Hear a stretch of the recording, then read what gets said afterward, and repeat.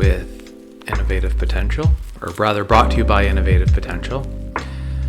The Power Hour is with me, the CEO of Innovative Potential, Jordache, and this week's Power Hour, if you're unfamiliar with the Power Hour format, it's a little bit more, it's a more relaxed environment to go over certain things that are either important to developing just straight up development. We did a health. I went over the wheel of health literacy, and these are things that are just sort of important to me, but they're also important and products to the business. So it's a little bit candid. There's no PR machine. There's no hype machine. I'm gonna ruthlessly plug stuff, obviously, but that's what makes it fun. It's fun to have that like anti-business kind of thing. It's as much as an educational tool for me as it is hopefully everybody else in the stream world.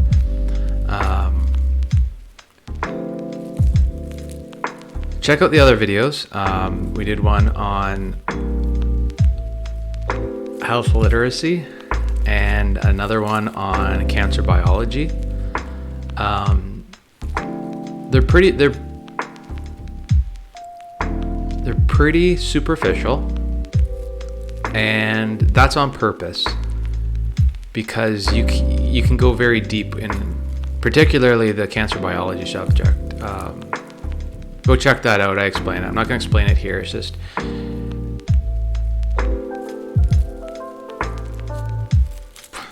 unblocking roadblocks kind of thing, and that's what I'm doing. This week I'm talking about asset creation.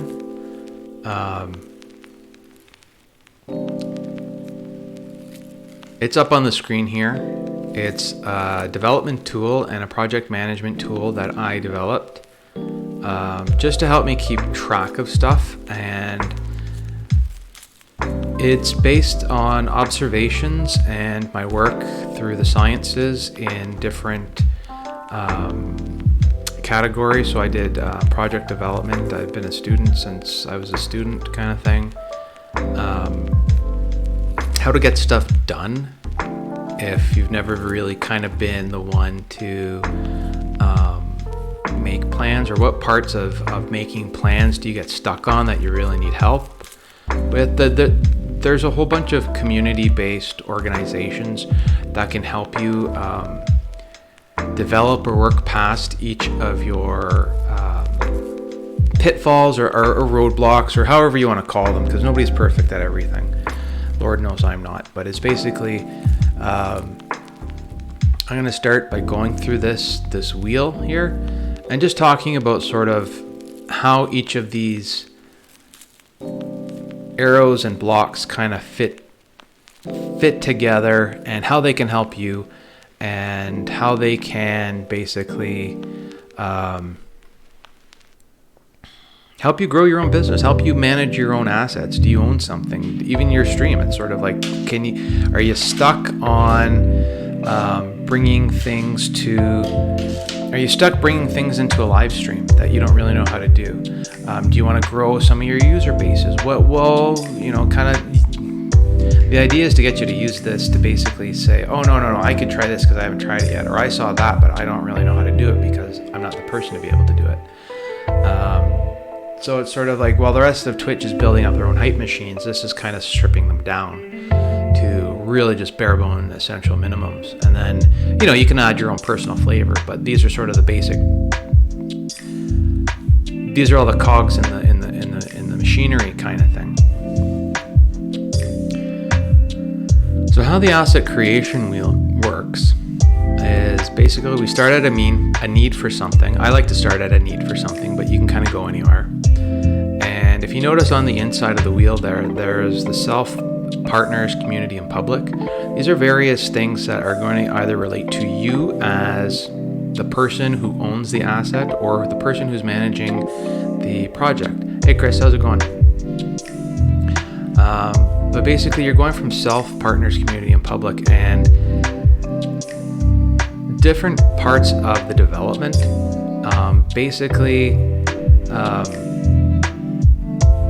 What I find is when I get stuck, I either jumped too far. So if I'm working on stuff that is typically for myself, but I get ahead of myself and end up trying to reach out to the community, and it's not fully developed yet, this kind of says like, oh, I'm not making community progress. I'm still stuck at like a plan, making my plan for action. That being said, the colors on the wheel are significant in the sense that advertisements and budgeting are both in purple. So when you get stuck growing your business and your funds are strapped, you might have to go back to budgeting. So it's sort of like when you get stuck at one of the if you get stuck at customer migration and your business isn't growing, but you're trying to get people over to your stream and get attention that way, it might be because it's not growing because you have these new responsibilities that aren't being addressed. So it is. So I'm going to get into this a little bit later, but it's basically it's very much go back to start and reassess when you get stuck. So though to do, I'm going to start at a need for something, go through memes, ideas for solution, research, plans for action, commitment, etc., and just sort of explain what these mean to me. So at a need for something.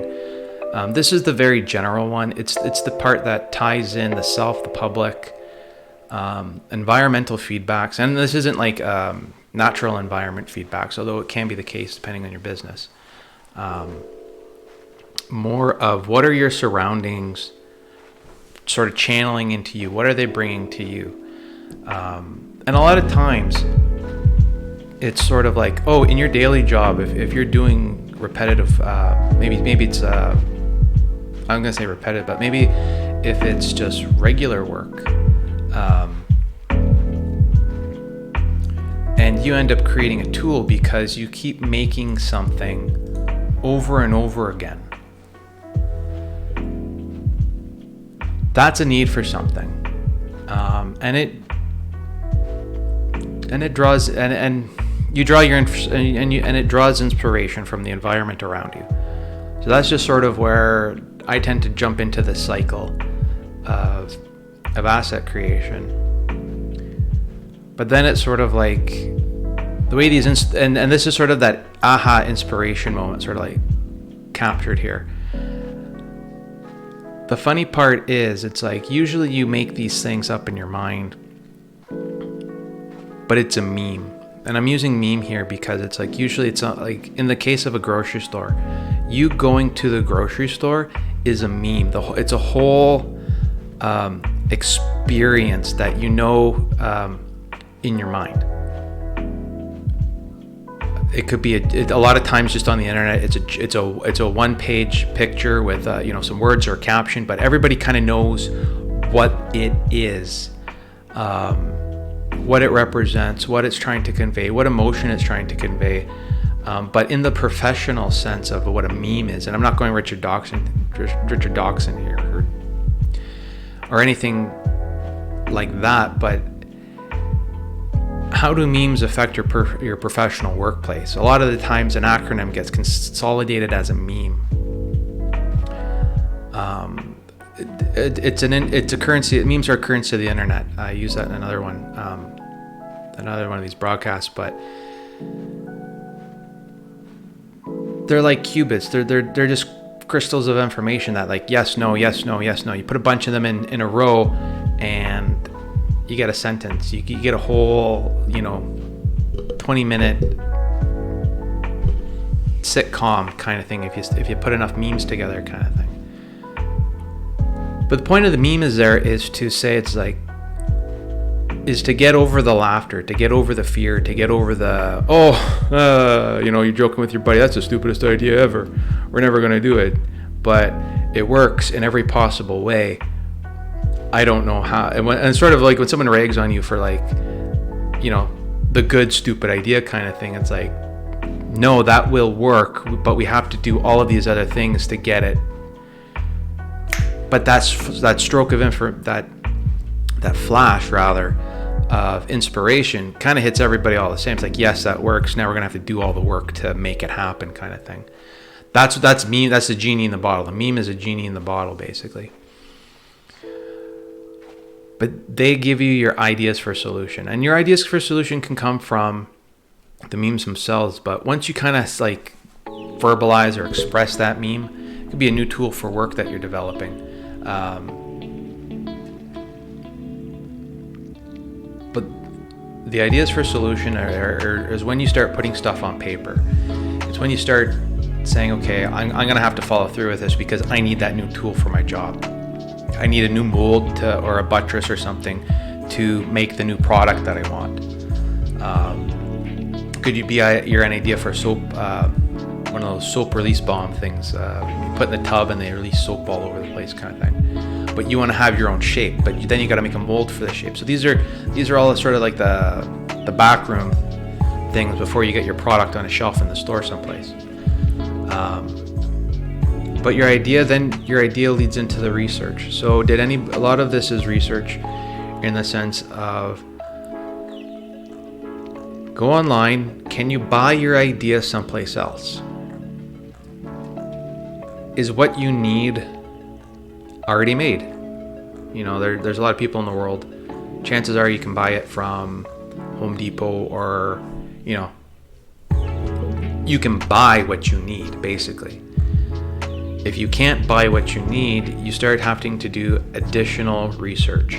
And this additional research is, depending on what you're doing, you could end up with patent searches. Or in the sciences, it's basically your literature review, where it's like, okay, here's everything that we've been able to at least, you know, find in the last century.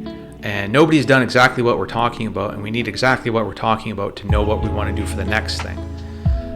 So we have to basically, the research plan is basically, and you're doing all this yourself. You haven't told anybody about any of this because it's something that's easy, that can be done. It's a Google search.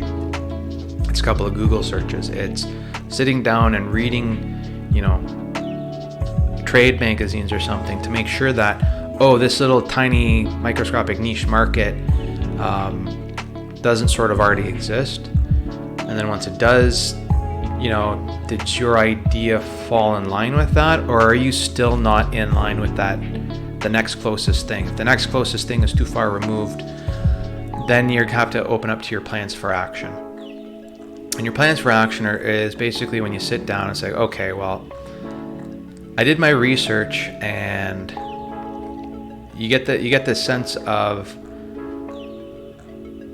I'm screwed because I didn't find what I was looking for. It's a very kind of negative experience because you're looking for exactly what you want out of your search engines, out of your patents, out of your you know, scientific or professional literature type of stuff.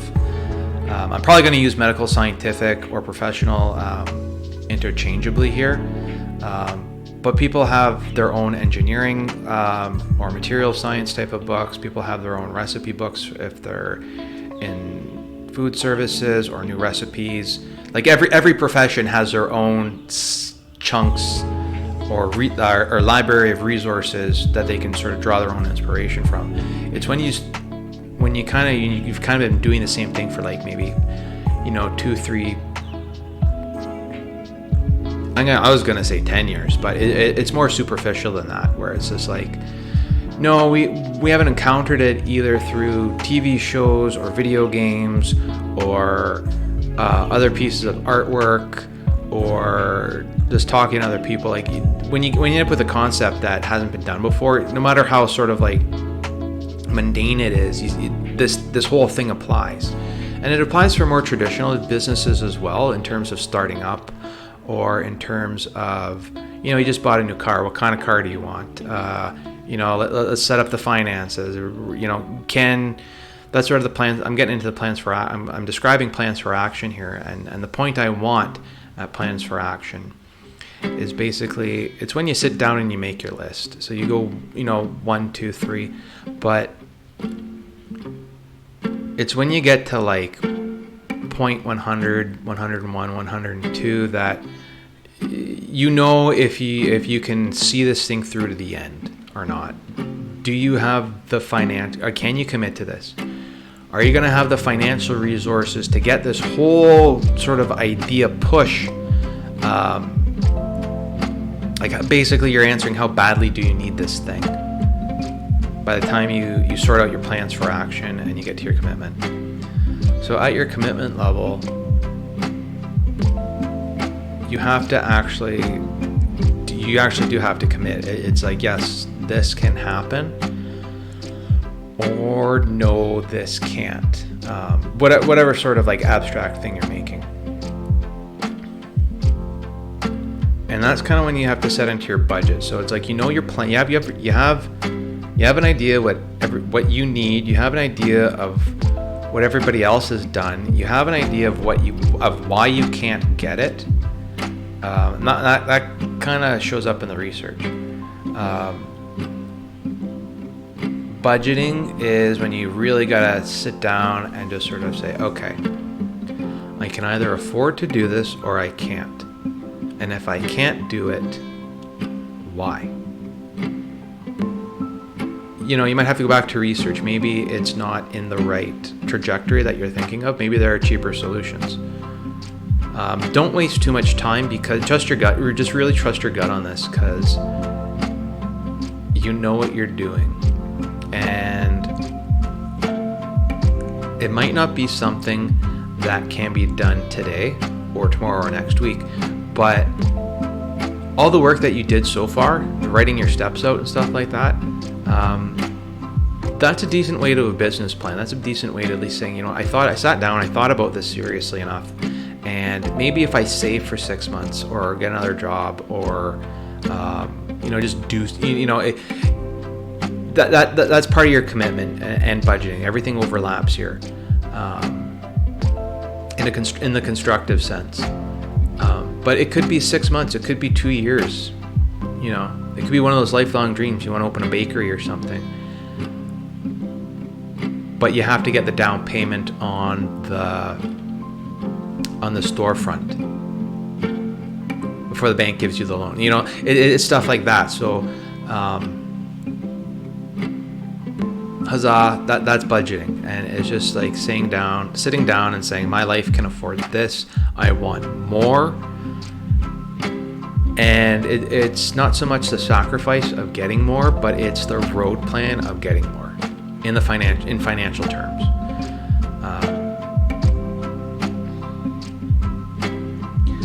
But once you've committed and you've found a way to proceed, it opens up an identity shift, and this leads into, you're now sort of like at this identity shift part. You're now it's no longer you. It's now you and someone else. The first, think of a 3x3 grid.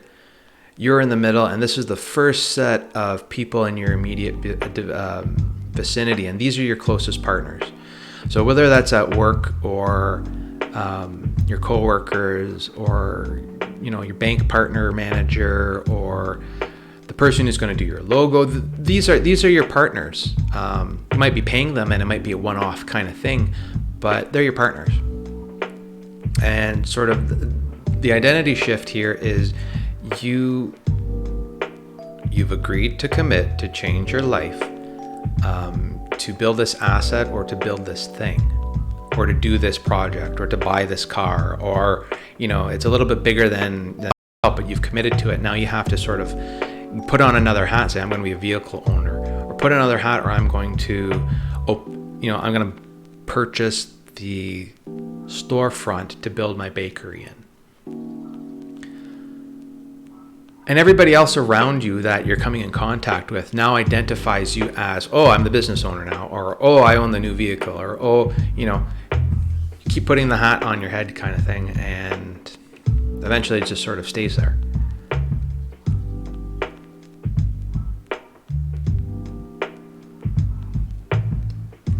But with that commitment, you also get new responsibilities. So new obligations to the bank to be able to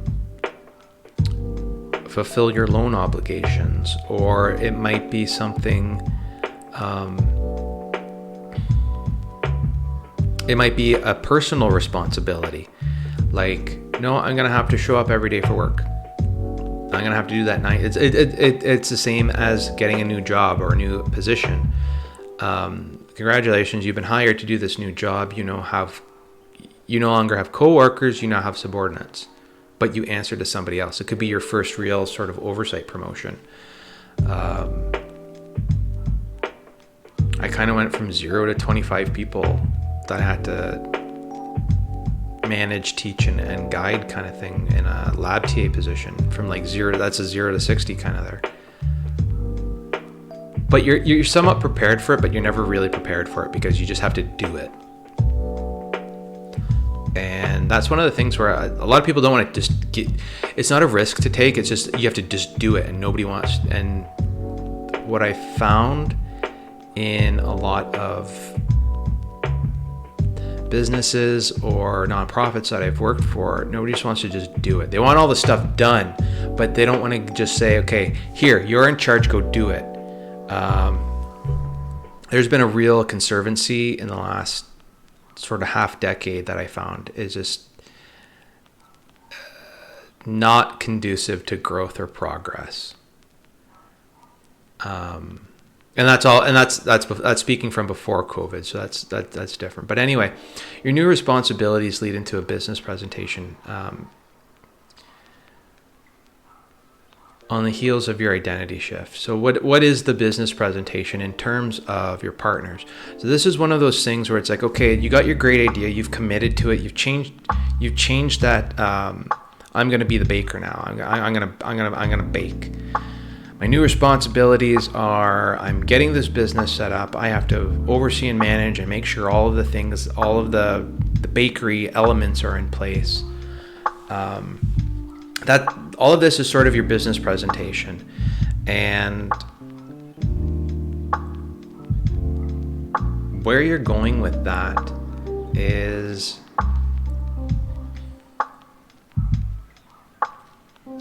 are you going to get other people, and the business presentation follows into initial sales, but basically what's happening here in your own story, as well as my own story, but in your own story,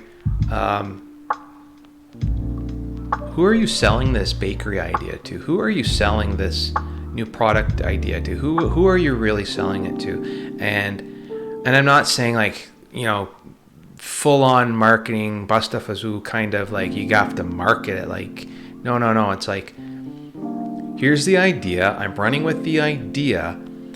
This might be one of those things where we need extra.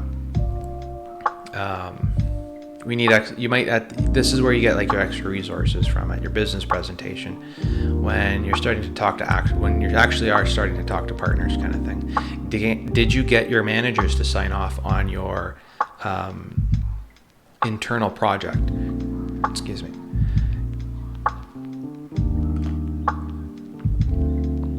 Did they sign off of it? Did your coworkers sort of say, yeah, did you get another word for business presentation might be peer review? Did you get your subordinates, your coworkers, your inferiors, and your superiors to say, okay, no, we don't have any problems with the concepts. Don't really try and be objective here, and your coworkers might be very political and hate you, but they don't hate your idea. And that's the best you'll ever get. That's the best you'll ever get out of them, for them to say, I don't hate your idea. It's not stupid. I like it. That's part of the business presentation. That's your initial sales. They like it. So in a way, it's like you've progressed into your customer checkpoint. You've gotten at least the peers around you to say, you know what, you're not going to be on my tail for doing this. You're not going to have that terrible negativity in yourself, and you're not going to have that in the people around you saying, you know what, no, you get the emotional, you might not get monetary support, but you're getting that, yeah, we like it. You're getting that just like positivity. but you're also building something concrete at the same time. So your customer check, so your initial sales in terms of a more traditional business, your business presentation might be opening day at the bakery. It really depends where you are in your own development. From one phase to the next. This defines the whole set of phases, but there's a progression in and amidst sales kind of thing. These are very broad general topics, but that's on purpose. You know yourself, you know your own business. I know my own business. This is one of those things that just keeps you on track. But the point I want to make here is your business presentation, initial sales, and customer checkpoint is you opening up the bakery, getting a little bit of revenue coming in, and sort of saying, it's like, you know what, we're getting our repeat customers, and do we like them? You're wanting feedback from your customers so that they keep coming back from you. So you build that, you get the wheel, you get your own wheel moving in this direction. I'm talking about this direction, but there's another wheel in this one, and then there's another wheel in this one. Like, there's wheels all over the place, but it's your own little box kind of happening here. But once you get traction, and you're basically building market traction here. But once you get that, look into government programs. And before COVID happened, there was a lot of programs, really good entrepreneurial programs. If you're in Canada, it's the provincial level. If you're in the US, it's a state level. That basically offers about 50% rebate. So it's like you pay full up front, but then these programs would come in and offset 50% of the cost. Sometimes you can get up to 75% of the costs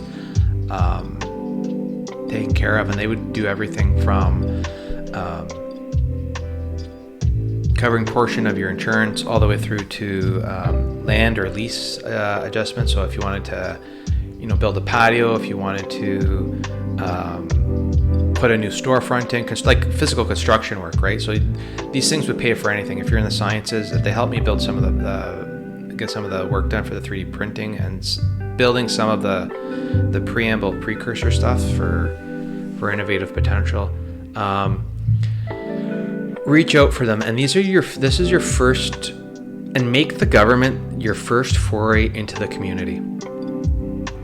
They're also good. They're the first public entity you should try and partner with.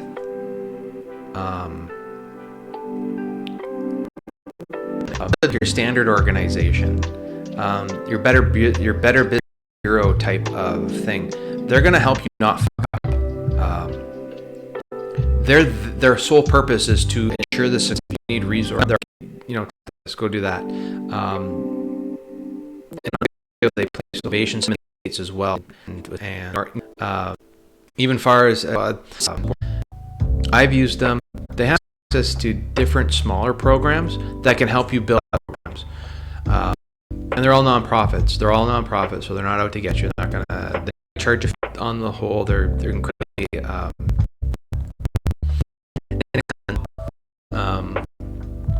As you sort of learn about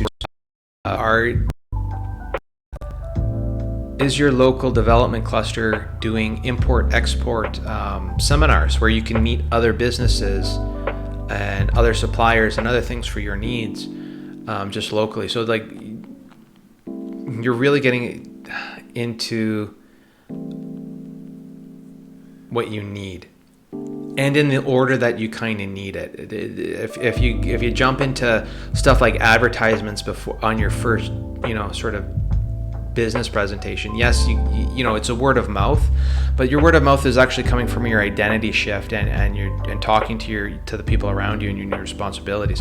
You're not actually you're not in the corporate sense of advertisements of really doing that yet. You have, as the sole entrepreneur, and this is what this is focused on, the owner, you own this.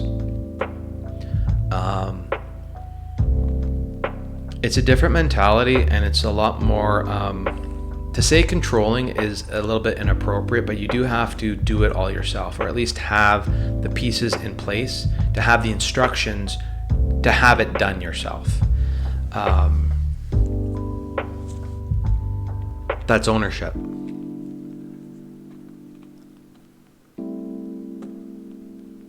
But as you and your business venture out into the community through networking events, by all means, those networking events they might not necessarily make or break your business, but they're there to just like, you know what, this other person is doing the exact same. They're selling screws where I'm selling bread, but it's the same business. It's basically the same type of retail business model. Just having another business owner friend, or even just someone to like vent with, is worth the networking event. That being said, meeting the right people here is one of those the lady in red kind of thing from the Matrix, right?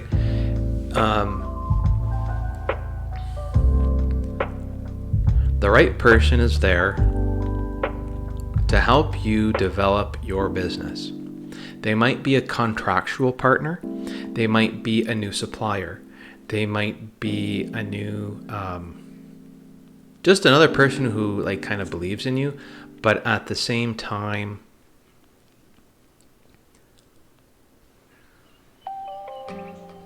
opens up a contact to someone else. I'm usually more in terms of this wheel is you do have it. It's a business. You do have an objective. You do have an objective to grow the business. So the right people are your actual sort of your second set of partners. So I'm going to use that grid example. You're in the middle. You got your first 8 people around you, and then I think the next one is like 12 or 16 when you have maybe a 3, maybe like a 5x5 grid. Meeting the right people is kind of in that a second outer ring, because these are the people you're going to do your development contracts with. These are the people who allow you to grow your business. But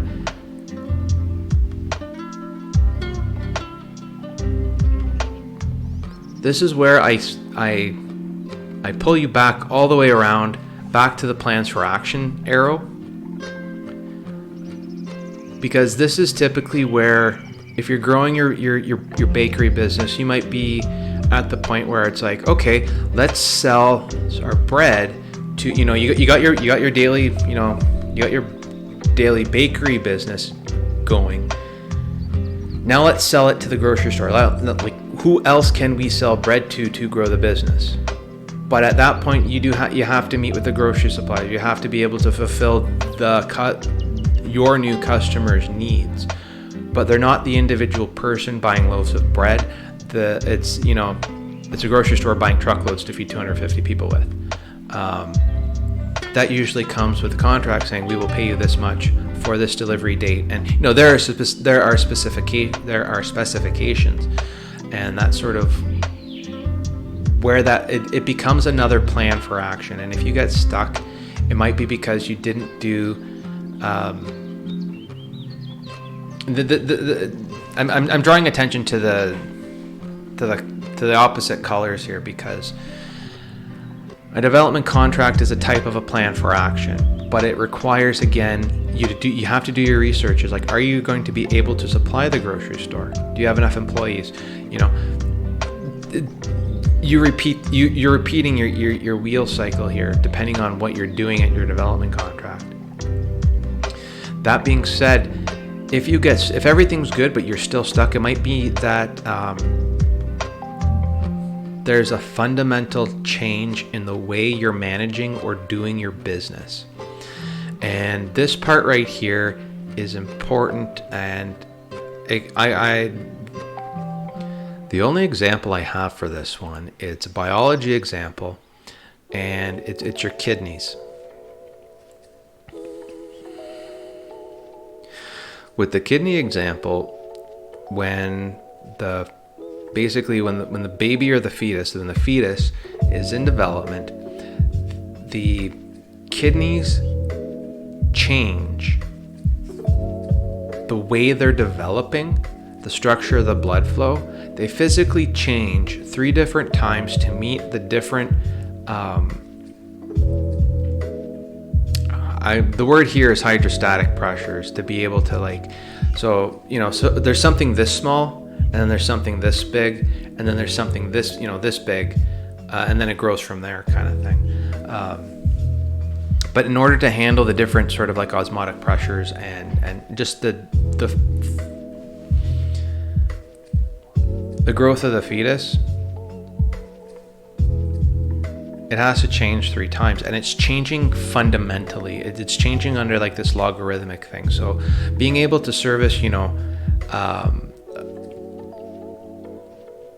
from the bakery thing, you start in your kitchen, then you can bake 100 cookies a day out of your kitchen, and you can sell cookies to the neighborhood, kind of thing.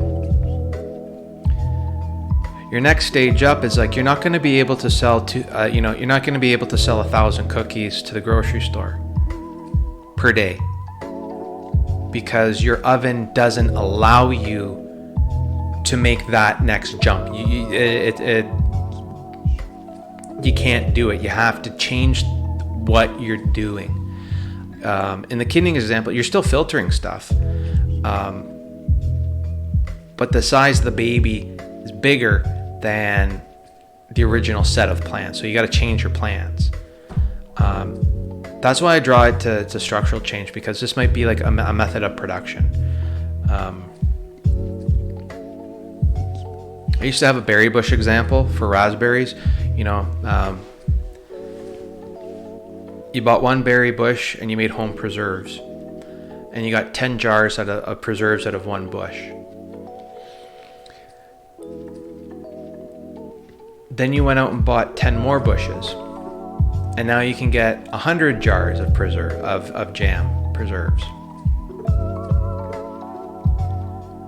But now you need 1,000.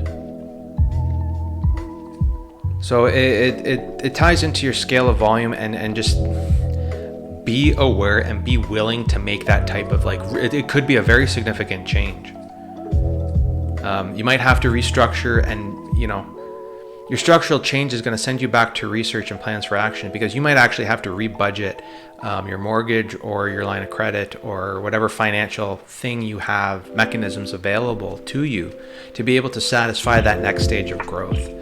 And that's, I've had to do that about 3 or 4 times now, basically.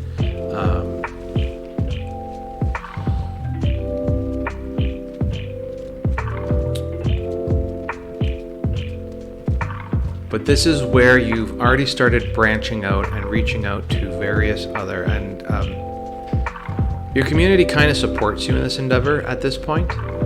Your base business is fine, but this is all in order to reach those new growth levels, to be able to. It's not about being out competed or anything like that. It's just more, are you gonna go for the Walmart scale distribution, or are you going to stay niche? Are you doing organic mom and pop type of stuff? Because there is a niche market for that. There's two polar opposites of it, and this is where you're really sort of defining yourself, your niche versus your mass market. There's gradients on the end, but they're almost mutually exclusive. You don't really get a mass market that does a niche. You can't really have them. But anyway, this is where you get into advertisements proper, and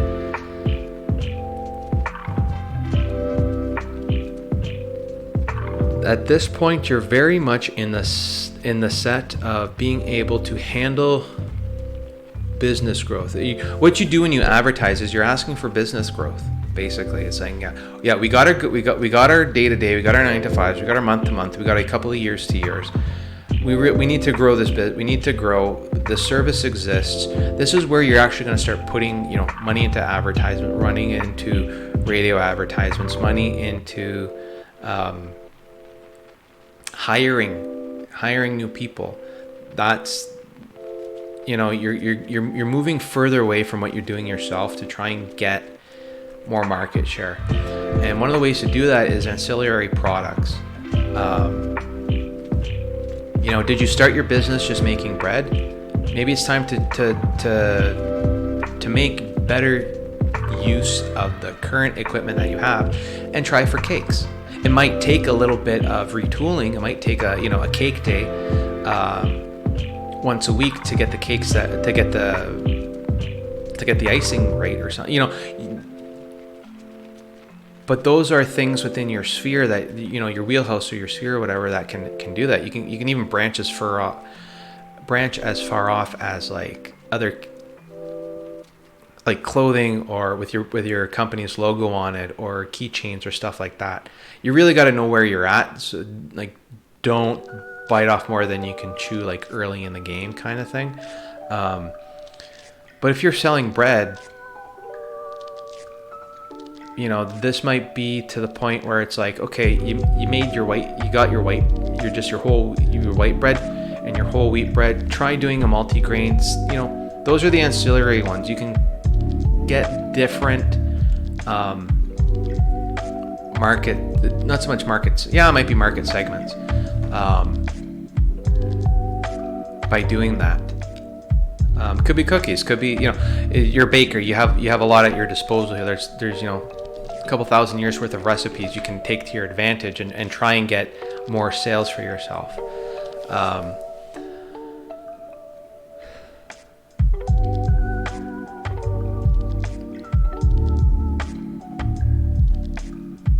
But that leads us to customer migration. And at customer migration,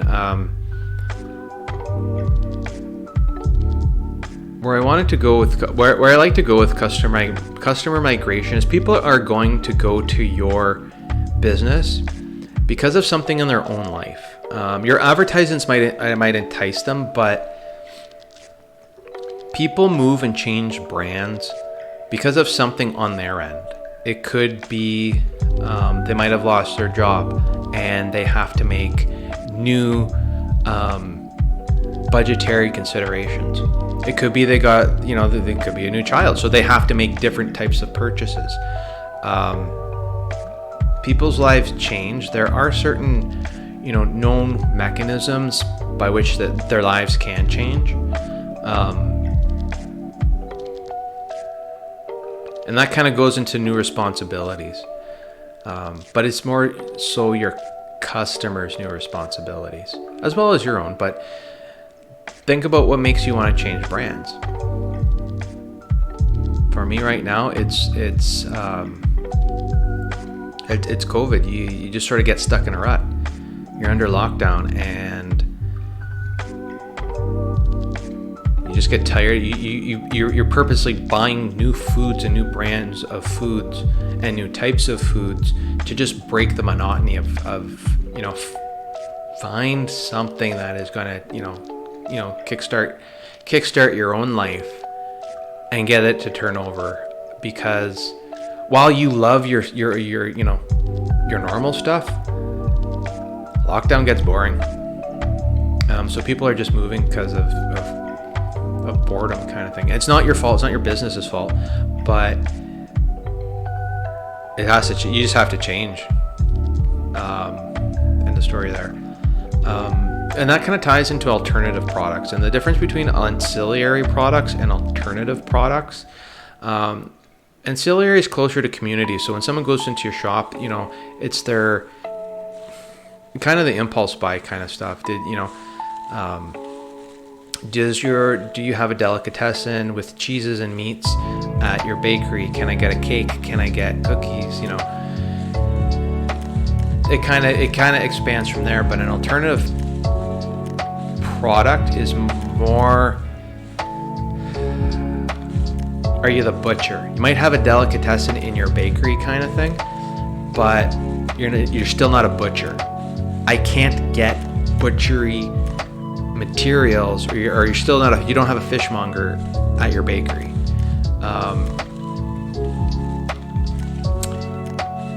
meats, meats and other dairy products are just, they're not available at your store. They're an alternative. They're an alternative location. It's nothing against your business, but it's like if you want butcher money, you go out, you hire a butcher because they're an alternative product. Back to that berry example where it's just like, yeah, I love raspberry jam. The ancillary product to raspberry jam would be like, well, you end up, you grew your business and you ended up with a, raspberry jam, and you make a blueberry jam, and you make a mixed berry jam. But an alternative product to that would be marmalade. Your company does not make marmalade as one of its products. It's not an ancillary product. You can make marmalade, but if I want marmalade, I'm going to go buy marmalade because I'm just tired of eating jam. If your business wants marmalade money, then you're forced to make marmalade or sell marmalade under your own label. But that's sort of the way that works. It's nothing. They're just there. They're alternatives to your product. It's not a competition. They're just alternatives to your products. That goes against the sort of the ruthless mercantilism that we kind of, crash commercialism that we come to know and love. But that's the truth of it. It's just another alternative product. People like roses. Could be a lily. It's another alternative product. They're both flowers. They're both marmalade and jam are both breakfast spreadables. Truffle butter. From that, I think that was a Nicki Minaj song or whatever. You want to get in the truffle butter market. But the point is, this is all at the consumer level, where it's like when you're getting into like grocery store market space type of like, here's the display, and we've metricized and we've categorized every person, and we've analyzed the person's fart as they walk through the door and what that means for your sales. It does get that insane. But anyway, that's sort of what the market transition does. Your customer migration and your alternative products and your market transition all kind of feed into this.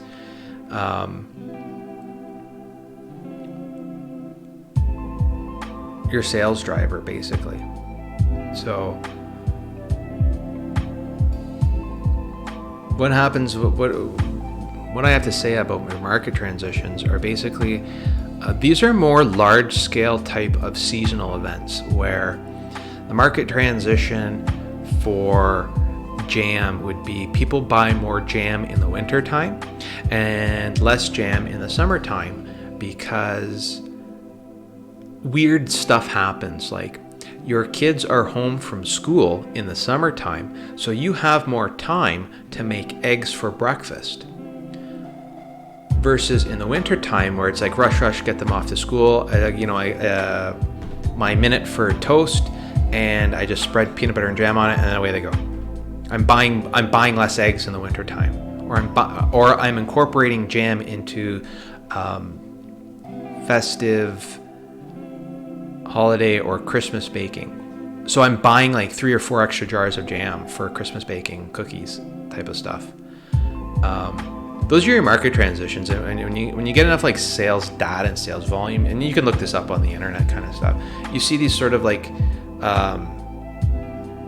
seasonal waves of, here comes just like in your day if you're running a restaurant, here comes our lunch rush, and then you get that 2.5 hour lull before the dinner crowd starts coming up, and then there's nothing, and then there's always that like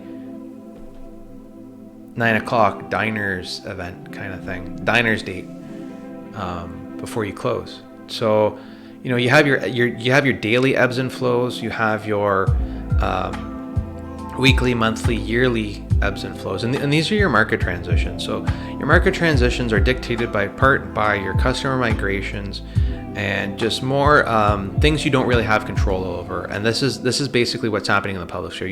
You yourself do not really have control over people buying eggs because they're at home with their kids in the summer.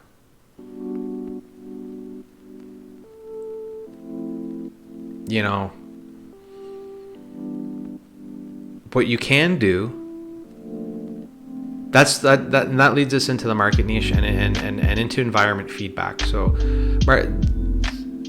market transition, market niche, and environment feedback are sort of like, okay, well, you start gearing, you got your sales, you got your stuff, you've sort of say, okay, well, we're the jam producers, or we're the cookie producers for the grocery store shelves now.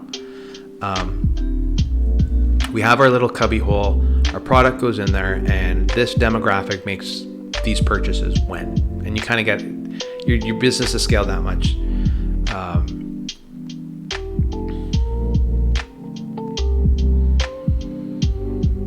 People know your product. It's like Smucker's jam.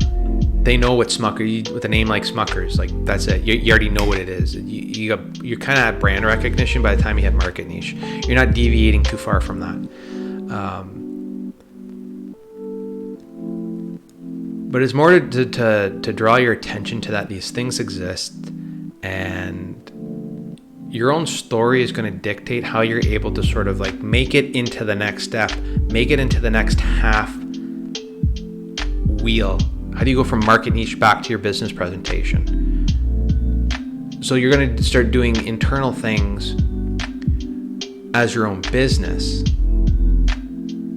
to say, okay, if we don't have jam sales in the summer, can we encourage can you encourage jam-based recipes?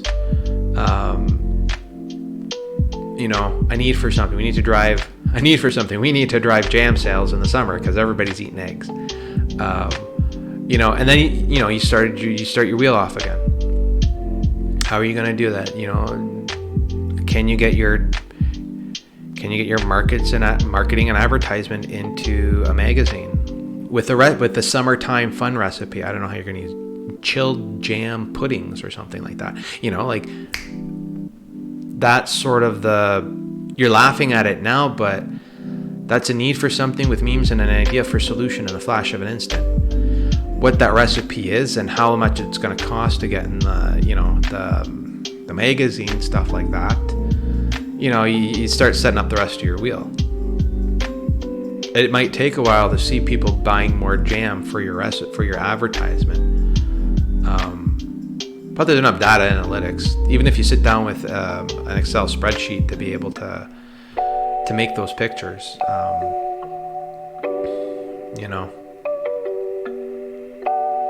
The point is, you can do a lot of this yourself.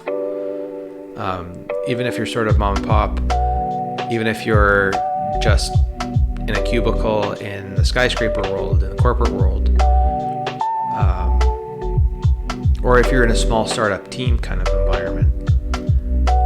But that environment feedback sets up your next round of how is this going to work? And environment feedback is sort of color-coded with government programs, because once you sort of identify another round of like, hey, you know what, we got this product to market, this product is selling this way, we want to push or develop the existence of this product. We've come up with a couple of ideas, but try and incorporate a government program into the start of the next round of your wheel. It could be your next round of project development or something like that. If you can get that in, you just saved your company like 50% of the project's budget. And that's the difference between being, junior vice executive intern manager to being the intern manager themselves. That's sort of like, you can. It's a lot of work. I'm being fast and glib here because I'm trying to cram all this into an hour. But it really is just sort of like, no, if you put a little bit of one of these like counter current color matches into your next set of project planning or asset management or growth, or even just trying to learn how is your great idea going to have to behave in and amidst just doing something new for the first time. And that's really where I'm at right now, is doing something for the first time. We're going through patents with innovative potential. We've done our research. just with innovative potential, our need for something was a family member had died and we needed something to work. It kind of identified an underserviced area in late stage palliative and oncological care.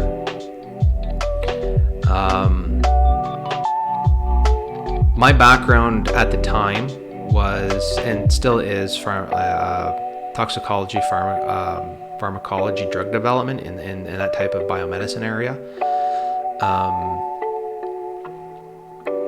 So really quickly, the idea for solution and research and plans for action already got subsumed into what I was studying in school. It was just more of getting the commitment and the budgeting to undertake that type of project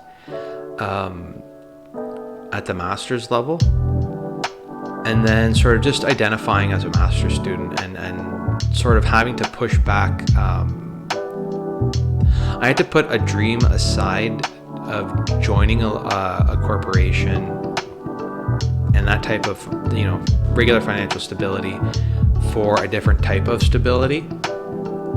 And I never thought about doing grad school. I was always sort of like, I'll just go, get a job at a lab someplace or whatever and go from there. But I did that, but it wasn't the same dream. So the dream actually sort of like veered off into innovative potential. So with that, the new responsibilities, you're a lot more autonomous. And if anybody's out there contemplating grad school, it's 3 to 4 jobs instantly right off the bat. That's if you're stipended. And so there's teaching, there is your own work, your own experimentation, and there is there's the work for the department, there's the work for yourself, and then there's the work for your professor, and then there's your coursework and schoolwork on top of that. So it's instantly 4 jobs kind of thing, and half your wage goes into paying your tuition. So it's never taken lightly, but make sure you can own what you're doing. Just own what you're doing. It makes your life easier. It's hard. It's a hell of a lot harder, but it makes it worthwhile. The business presentation was an initial proposal amongst the department, amongst an interdisciplinary interdepartmental committee. They bought it. We continued on with the project. Throughout the 2-year periods, and this was all government funded, so they're kind of like already subsumed in this with the grant money and stuff. So the customer checkpoint is during this 2.5, maybe 3-year period, because I had a year worth of sort of like an internship. It wasn't an internship. I was hired in the lab, but we kind of did some pre-planning for it. Just the other doctors, the other professors, the other basically senior management signs off on this, and signs off on your development, and they make sure that you're meeting your timeliness objectives, or meeting your objectives in a timely fashion. So they're going to cut off different parts of what you're thinking of if it's not generating the fast enough results, because don't waste your time, don't waste their time kind of thing. But anyway, networking, you take your classes, you see a whole bunch of other people there, you see, you attend the conferences, you talk to everybody. Meeting the right people, a lot of times just being able to do the work was the people. It's like I already knew I met the right people when I was allowed to do the work in the first place. And then allowed to continue doing the work afterwards. And the fact that they would continue to support that is why I forced myself to do that second publication. Because they deserve the credit. They deserve more, basically. They deserve more.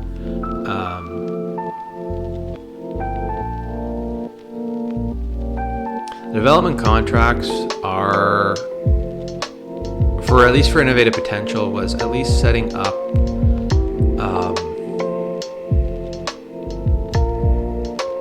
the business itself with different government inputs.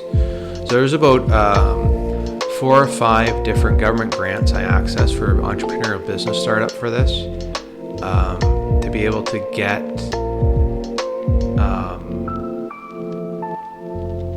insurance monies and basically everything needed to get that second prototype up and running.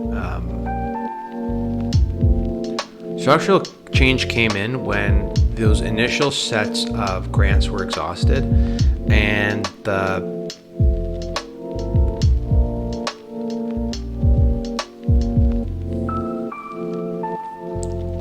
basically you can only use certain things so many times, or their purposes are like you use them and then they fulfilled the purpose, and then you can't use them again because that money is not allotted for that purpose. So you have to learn to write your own grant and get a larger portion to fulfill the next set of your business.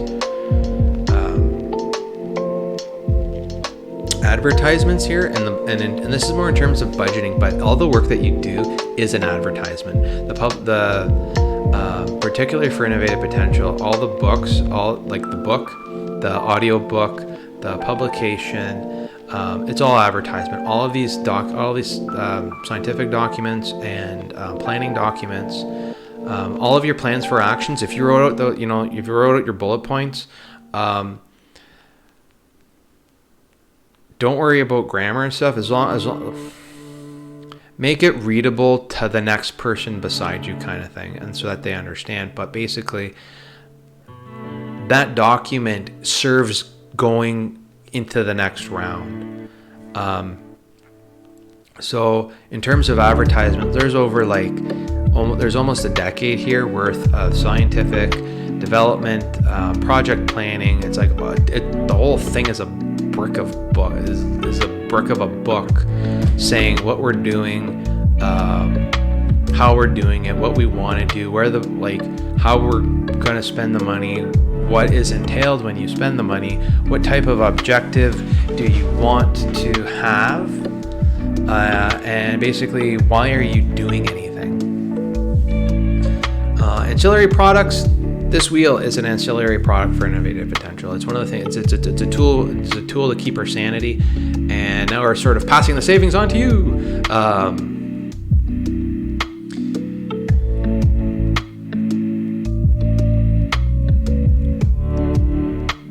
There's not too much I can do in terms of public, because this is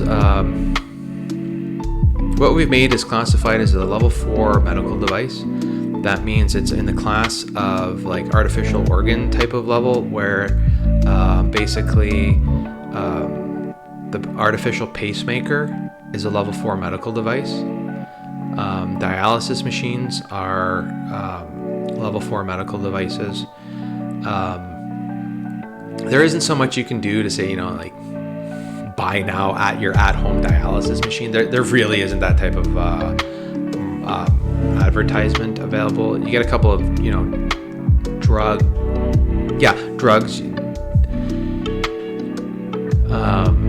stuff like that, but in terms of customer migration,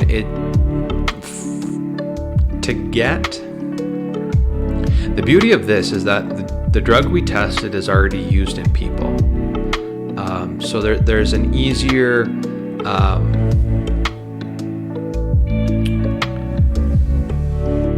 you're not going to divert the river, but you can pull off a little stream that's going to be able to permanently use it, kind of thing. That's our customer migration. It's we found a niche for it, we found a use for it, it's based upon a predecessor of a mass market global use. We're at the point where it exists, but it needs mass market testing. That's doable. That's totally fine. We got the roadmap out. There's been a 40-year roadmap for drug development in place. There's been a 40-year roadmap for surgeries in place. There's been a 40-year roadmap for this stuff.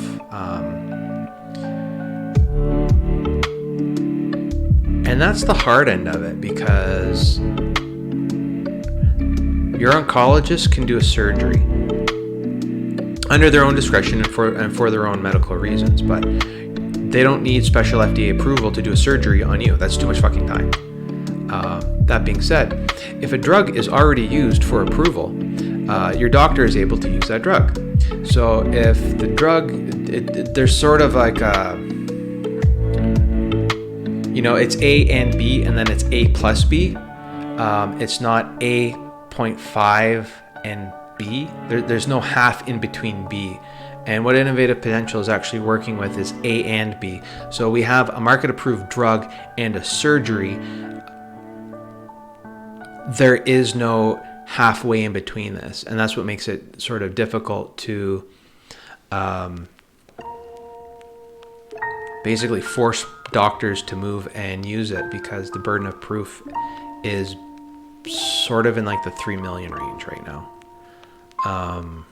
Alternative products, what do we got? We got 10 years worth of monoclonal antibodies now flooding the market for everything from oncology to rheumatoid arthritis, with a couple of inflammatory inhibitors now reaching the scene. So there's a lot of people just learning and being preoccupied with that. Even in terms of oncology, there's still radiation, there's still photodynamic therapy. There's limitations to everything, but it's putting enough tools in the end game toolbox that everybody wins. That's one of those, it's a new tool in the toolbox, and everybody wins because it just exists in the toolbox. There's enough, cancer is go watch the cancer biology video, check out the cancer biology wheel, because it's a disease with 300 different flavors to choose from, and you want one molecule to fix all 300. Now that's not how it works. This is like your anti-business thesis here. It's like, congratulations, you invented radiation. But we used radiation on like almost every form of chemotherapy, every form of cancer. This is sort of that same thing. It's like, if I had a hammer, I'd use a hammer.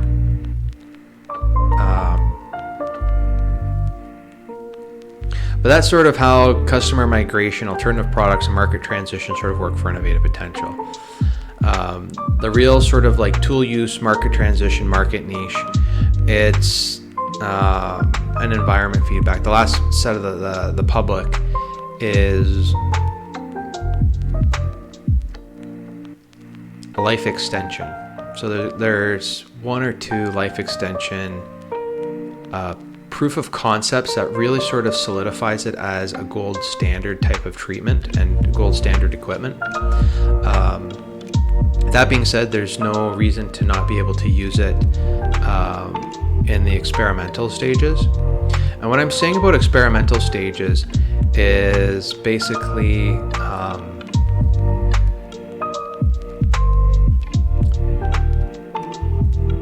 you can develop different classes of drugs with the electroactivated chemotherapy modules, and this is just in vitro. I could waste my entire 50-year career just in vitro work with this equipment. I could do the same thing with in vivo work and do the exact same thing and do all that time in vivo work with this equipment. It doesn't help anybody.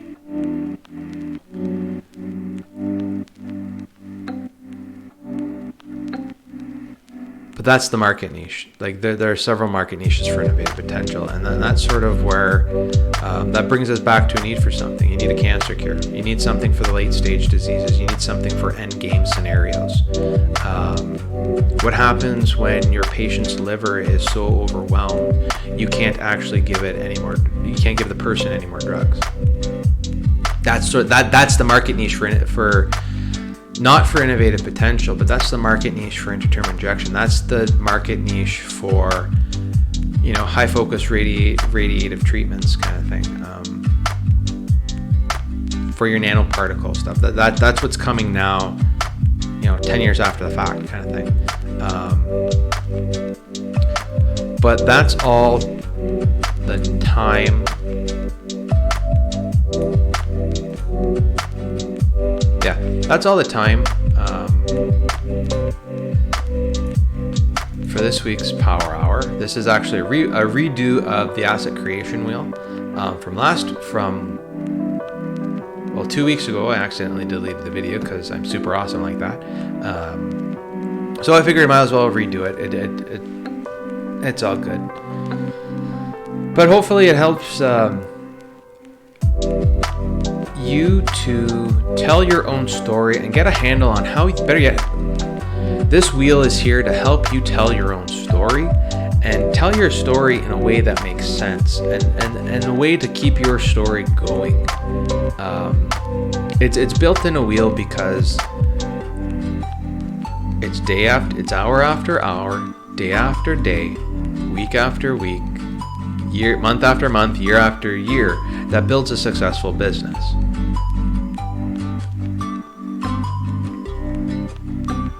And thank you for listening. A bientôt. Ciao.